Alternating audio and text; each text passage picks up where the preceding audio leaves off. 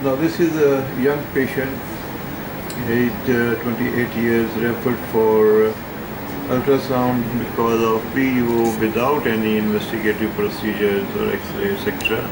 provided to me.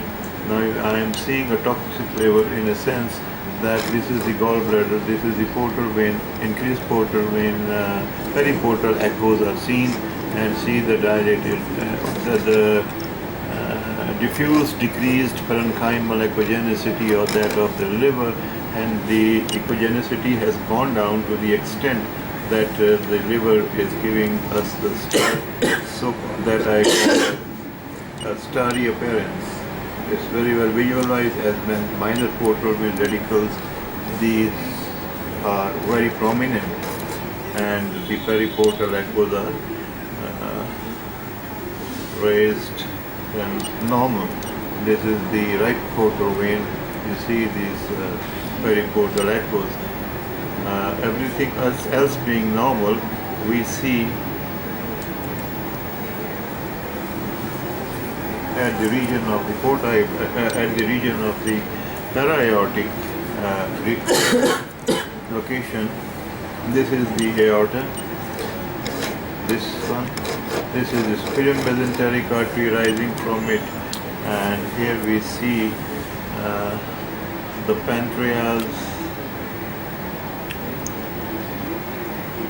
and you will see hypoechoic areas that do not change their position with rotation of the probe. And these are the lymph nodes at the region of the porta hepatis or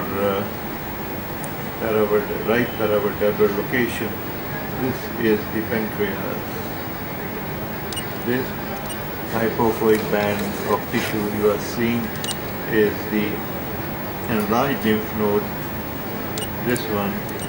Now you see this is an enlarged lymph node that measures approximately 20 by 26 centimeters, and this is the aorta. This is the left renal vein passing anterior to the aorta, and this is the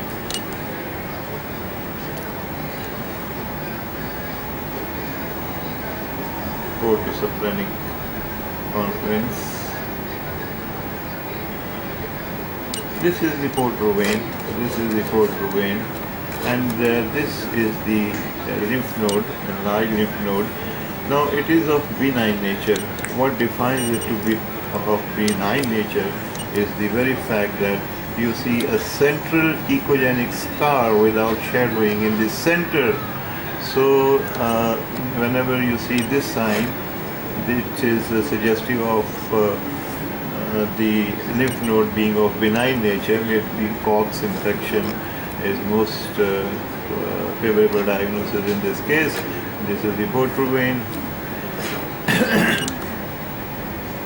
and this is the lymph node. So there are multiple lymph nodes seen in the para-aortic location, with the larger one seen anterior to the aorta. This is the aorta.